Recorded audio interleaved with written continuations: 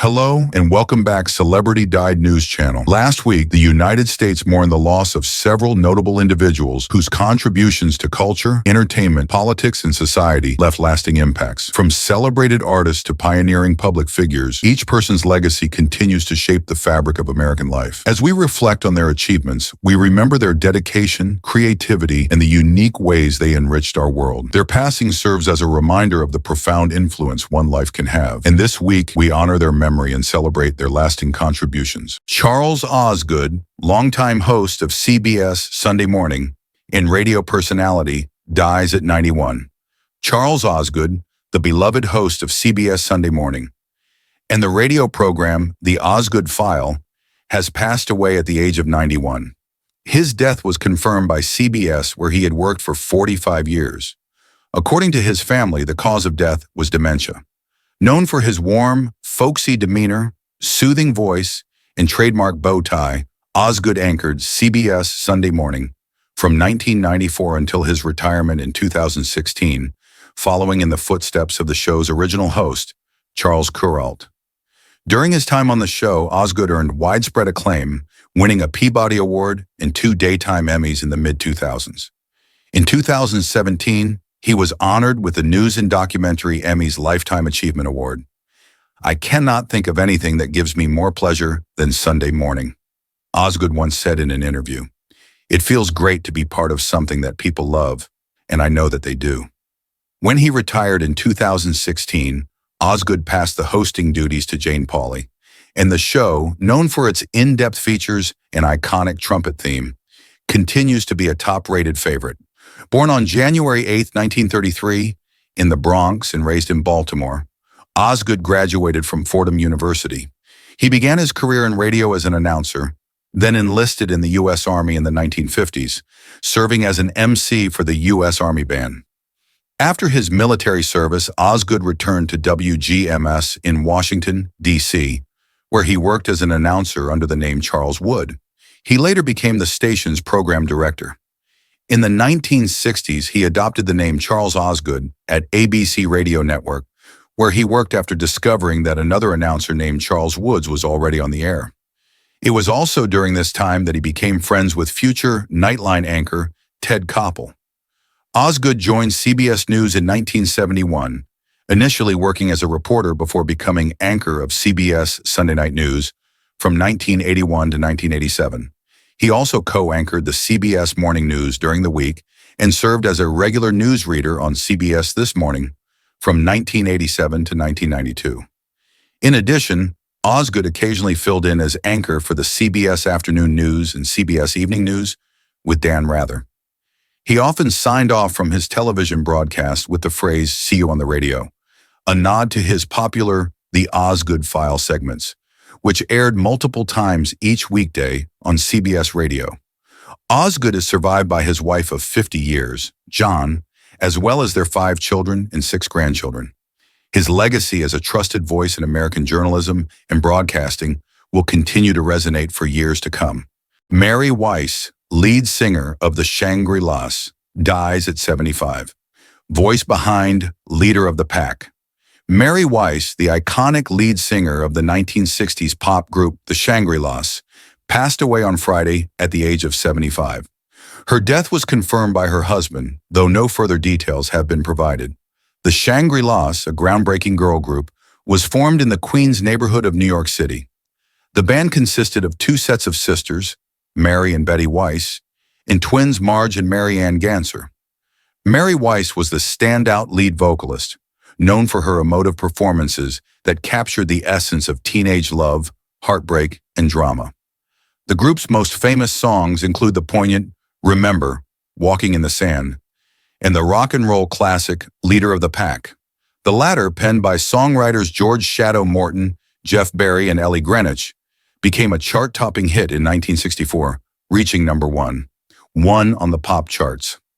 Remembering Mary Weiss with much love and affection, "Mary was the ultimate," wrote Miriam Linna, owner of Norton Records, Weiss's record label, in a heartfelt tribute shared on Facebook. In the late 1960s, internal conflicts and legal battles led to the disbandment of the Shangri-Las. Weiss in interviews mentioned that she had been legally barred from discussing the specifics of these disputes, even years after the fact. Despite this setback, she remained a revered figure in the music world. After a long hiatus from the industry, Weiss made her return to music in 2007 with the release of her debut solo album, Dangerous Game. She also made an appearance at the South by Southwest Festival in Austin, showcasing her enduring love for performing and connecting with her fans. Mary Weiss's legacy as the voice of the Shangri-Las lives on through her unforgettable contributions to pop music and the timeless hits that continue to resonate with generations of fans. Gary Graham, actor known for Alien Nation and Star Trek, dies at 73. Gary Graham, best known for his roles in the Alien Nation and Star Trek franchises, has passed away at the age of 73. His death was confirmed by his ex-wife, actress Susan Lavelle, who shared the news in a heartfelt Facebook post early this morning. The cause of death was not immediately disclosed. It is with deep, profound sadness to say that Gary Graham, my ex-husband, amazing actor, and father of our beautiful only child together, Haley Graham, has passed away today, Lavelle wrote. She went on to express the family's devastation, particularly for their daughter, Haley. We are completely devastated, especially our daughter, Haley. His wife, Becky, was by his side. Lavelle, who met Graham when she was 20 and he was starring in Alien Nation, also shared her grief, remembering the journey they shared together. Born on June 6, 1950, in Long Beach, California, Graham began his acting career in the mid-1970s, appearing in guest roles on a variety of popular TV shows such as 8 is Enough, Starsky and Hutch, Policewoman, and The Incredible Hulk. His career continued to grow throughout the 1980s, with notable appearances in Chips, The Dukes of Hazzard, and a standout performance as a hitman in a 1985 episode of Moonlighting. Graham also appeared in the 1983 film All the Right Moves, where he played the brother of Tom Cruise's character. However, it was his role in Alien Nation that would become his signature. In 1989, he was cast as Detective Matthew Sykes in the science fiction series Alien Nation, which explored themes of racial and social conflict through the lens of extraterrestrial immigrants. While the show lasted just one season, Graham's portrayal of Sykes earned him a loyal fanbase. He would later reprise the role in several Alien Nation TV movies, including Alien Nation, Dark Horizon, 1994, Alien Nation, Body and Soul, 1995, Alien Nation, Millennium, 1996, Alien Nation, The Enemy Within, 1996, and Alien Nation, The Udara Legacy, 1997.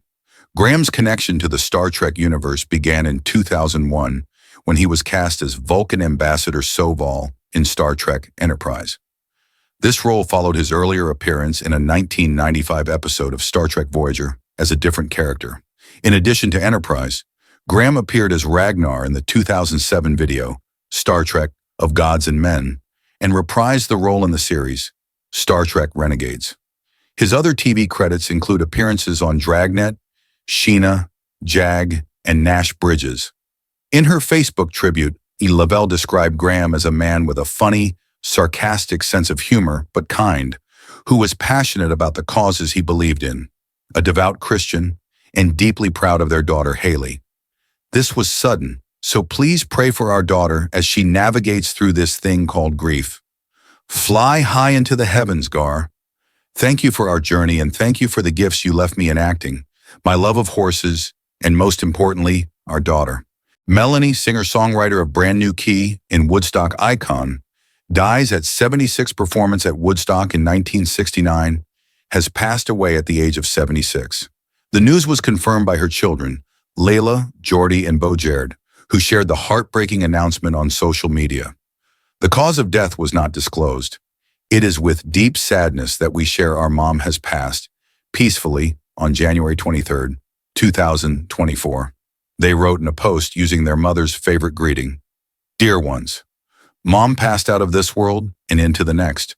Born Melanie Safka on February 3, 1947 in Queens, New York, She began her career performing in folk clubs like the Bitter End in Greenwich Village during the mid-60s. Known for her unique voice, sometimes tremulous but always heartfelt, she quickly gained a following. She often performed solo, accompanying herself with an acoustic guitar while sitting cross-legged on stage. Initially signed to Columbia Records, it was under Buddah Records that she achieved significant success, with her 1969 single Bobo's Party reaching #1 in France. Her breakthrough song, Beautiful People, was released in 1969 and became an early signature. The song, a tribute to the free-spirited hippie generation, was a hit in the Netherlands and became a staple on Freeform FM radio in the early 70s. Melanie's performance of Beautiful People at Woodstock in 1969, along with other songs, helped solidify her place in music history.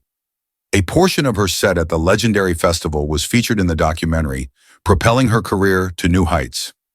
Woodstock also inspired one of her biggest hits, Lay Down, Candles in the Rain, a song written about the audience's powerful energy and the peaceful vibe of the festival. Featuring the Edwin Hawkins Singers, the track became a defining moment in her career, with its anthemic chorus, lay down, lay it all down.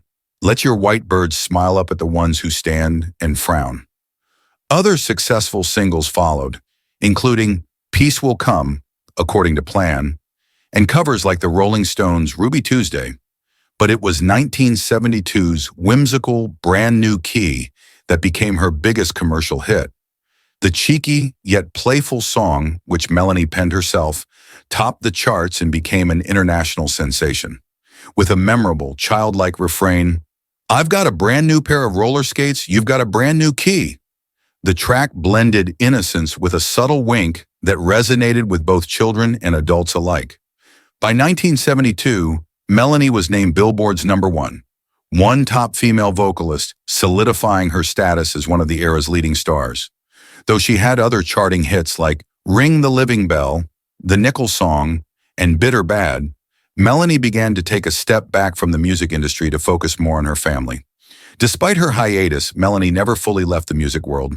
She returned in 1976 with the album Photograph, and in 1989, she won an Emmy Award for her lyrics to The First Time I Love Forever, the theme song for the TV series Beauty and the Beast. She continued to release albums and tour into the 21st century. One of her most celebrated performances occurred in 2007 when she was invited by British musician Jarvis Cocker to perform at the Meltdown Festival in London. The show sold out quickly, and the concert was later released as a DVD, Melanie for One Night Only. In 2019, Melanie appeared on the BBC's annual Jules Annual Hootenanny, further demonstrating her enduring appeal. She had also been working on a new album of cover songs, Secondhand Smoke, set to be released later this year.